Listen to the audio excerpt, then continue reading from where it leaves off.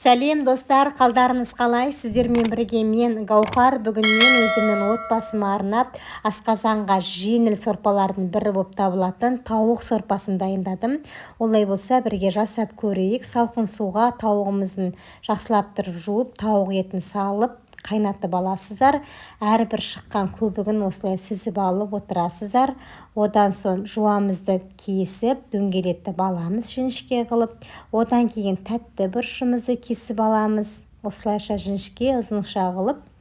Одан кейін картошкамызды ірілеу қылып, дөңгелетіп кесіп, қызанағымызды осылай кесіп аласыздар. Қызанақты қосу қоспау өз еркілеріңізде. Одан соң сәбізімізді ұзынша қылып өткіштен өткізіп аламыз. Тағы да сорпамыздың бетіндегі шыққан әрбір көбігін осылай сүзіп, қайнатып пісіретін боламыз.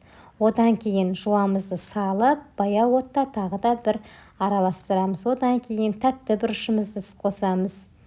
Татымына қарай тұз, бұрыш, қалауларыңызға қарай дәмдеуіштерді қосып қолдансаңыздар болады. Одан кейін сәбізімізді салып, тағы да баяу отта бір қайнатып алатын боламыз.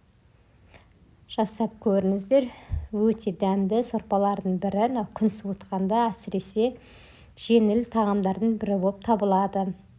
Одан кейін лавр жапырағын салдым. Енді бұл ақырындап қайнағанша мен осы көжеге қосылатын қамырын дайындадым. Бір жұмыртқа, су, тұз, ұнға осылай елеп дөңгелетіп жайып алдым дағы, осылайша жіңішке қылып кесіп алдым. Сөйтіп қызанағымды салып, оның артынша картобымды салып, ақырында бір қайнатып алдым. Картобы піскен кезде жаңағы кеспемізді салып алдым. Мінекей, бұл бір бұрқ өткеннен кейін бұл лапшасы да дайын болатын болады. Жасап көріңіздер. Мінекей, сорпамыз дайын. Ас болсын. Каналыма тіркелуді ұмытпаңыздар.